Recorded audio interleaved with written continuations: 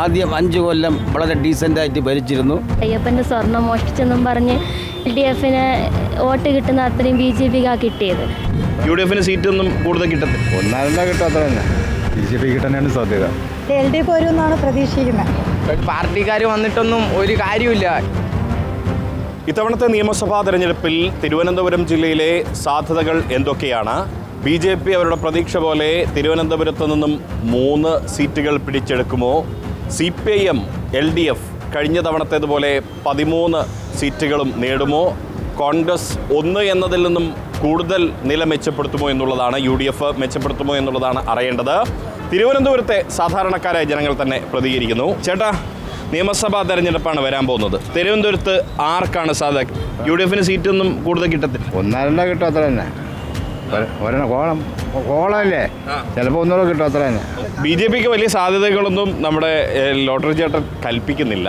തിരുവനന്തപുരത്തെ ഈ നിയമസഭാ തെരഞ്ഞെടുപ്പിലെ സാധ്യത എന്തായിരിക്കും? ആർക്ക് അനുകൂലമായിരിക്കും കൂടുതൽ സീറ്റുകൾ? കൂടുതൽ സീറ്റുകൾ LDF ആയിരിക്കും. കഴിഞ്ഞ തവണ 13 സീറ്റുകൾ അവർ പിടിച്ചിരുന്നു 14-ൽ. ഇത്തവണ അത്ര പിടിക്കും. ചേട്ടാ, എന്താ സാധ്യത ഇത്തവണ തിരുവനന്തപുരത്ത്? എങ്ങനെയാണ്? LDF വരും. 14-13 LDF നിലവിൽ പോലെ തന്നെ നിലനിർത്തും. എങ്ങനെ? 11 പിടിക്കും. 11 പിടിക്കും. ഇത്തവണ BJP അക്കൗണ്ട് തുറക്കുന്നു പറയുന്നു. എന്തിനാണ് സാധ്യത?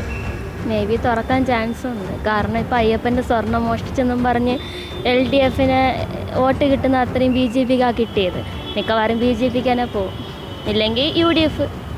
LDF കാണുമായിരിക്കും. എന്നാലും അയ്യപ്പൻ്റെ ഇതാണ് ഇപ്പോൾ എല്ലാവരും പിടിച്ചു വെച്ചുകൊണ്ട് നിൽക്കുന്നത്. അതുകൊണ്ട് മിക്കവാറും BJP UDF കൊണ്ടുപോകും. വെയിലാണല്ലേ, ഈ നിയമസഭാ തെരഞ്ഞെടുപ്പാണ്. അപ്പോൾ സ്വാഭാവികമായിട്ടും തിരുവനന്തപുരത്ത് 14 സീറ്റിൽ കഴിഞ്ഞ തവണ 13 LDF ആണ് പിടിച്ചത്, 1 UDF കിട്ടിയത്. ഇത്തവണ എങ്ങനെയായിരിക്കും തിരുവനന്തപുരത്തെ സാധ്യത? തിരുവനന്തപുരത്ത് ഇത് ഇപ്രാവശ്യം മിക്കവാറും കോൺഗ്രസ് കൊണ്ടുപോകാനുള്ള സാധ്യതയാണ്. ഇത്ര സീറ്റ് കിട്ടുമെന്നുള്ളത് വ്യക്തമായിട്ട് പറയാൻ പറ്റില്ല. എന്നാലും കോൺഗ്രസിൻ്റെ ഇതാണ്. പക്ഷേ ഈ പ്രാവശ്യം നിയമസഭാ തിരഞ്ഞെടുപ്പിൽ അവർ 10 സീറ്റിൽ കൂടുതൽ പിടിക്കുമെന്നാണ് എൻ്റെ ഒരു വിശ്വാസം. ആദ്യം 5 കൊല്ലം വളരെ ഡീസൻ്റായിട്ട് ഭരിച്ചിരുന്നു. അത് എനിക്ക് വളരെ ഇഷ്ടപ്പെട്ടിരുന്നു. അത് കാരണമാണ് രണ്ടാമതും അവർക്ക് ഈ ഭരണം കൊടുക്കാൻ കാര്യം. ഈ രണ്ടാമത്തെ ഭരണം വന്നപ്പോൾ തന്നെ മൊത്തം കുളമായി. നമ്മളൊരു ആവശ്യത്തിന് പോകുമ്പോൾ നമ്മളെല്ലാവരും പുറന്തല്ല. ഞാനൊരു വികലാംഗരാണ്.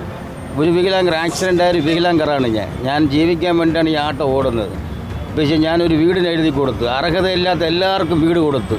ഈ വികലാംഗരായ ഞാൻ 35 കൊല്ലം കൊണ്ട് വാടക കിടക്കുകയാണ്. എനിക്ക് ഇതുവരെയും ഒരു വീട് തന്നിട്ടില്ല. LDF അതെ.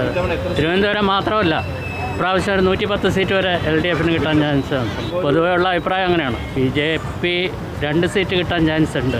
UDF ഒന്നും പറയാൻ പറ്റാത്തൊരവസ്ഥയാണ്. UDF ചാൻസ് ഉണ്ട്. നമ്മൾ ജോലി ചെയ്തേ നമുക്ക് തിന്നാൻ പറ്റൂ.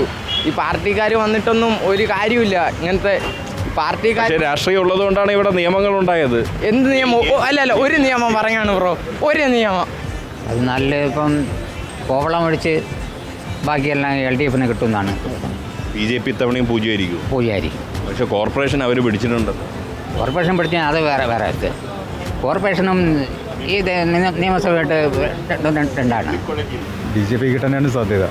BJPക്ക് കിട്ടാനാണ് സാധ്യത. അല്ലല്ല, ഒരു 3-ലധികം നിയമം ചാൻസ് സാധ്യതയുണ്ട്. തിരുവനന്തപുരം സാധ്യതയുണ്ട്. വട്ടിയൂർക്കാവും ശ്രീലേഖ അവരെല്ലാം നിൽക്കുന്ന അവരാണ് സാധ്യത. തിരുവനന്തപുരം UDF അത് ശരിക്കും എനിക്ക് ആ രാഷ്ട്രീയത്തിൻ്റെ അറിയില്ല. എന്നാലും കൂടുതലും UDF 8-ന് മുകളിൽ എന്തായാലും കിട്ടും. ഒരു 2 സീറ്റേ കിട്ടും LDF. ബാക്കിയെല്ലാം കോൺഗ്രസും. BJP ഒരു 5 സീറ്റേ പിടിക്കും. 5 പിടിക്കും ചാൻസ് ഉണ്ട്. തിരുവനന്തപുരം UDF തന്നെ. എന്തായാലും LDF വരുമെന്നാണ് പ്രതീക്ഷിക്കുന്നത്. കിട്ടുമെന്ന് പ്രതീക്ഷിക്കുന്നു, പ്രാർത്ഥിക്കുന്നു. കിട്ടുമായിരിക്കും. അവർ ഓരോരുത്തർ ഭരിക്കുന്ന അനുസരിച്ചിരിക്കുമല്ലോ ഓരോ മണ്ഡലങ്ങളിൽ. തിരുവനന്തപുരത്ത് ഇത്തവണ LDF അനുകൂലമായി കാര്യങ്ങൾ ഉണ്ടാകുമെന്നും UDF കൂടുതൽ സീറ്റുകൾ നേടുമെന്നും പറഞ്ഞവരുണ്ട്. BJP വിസ്മയം തീർക്കുമെന്നും പറയുന്നവരുണ്ട്.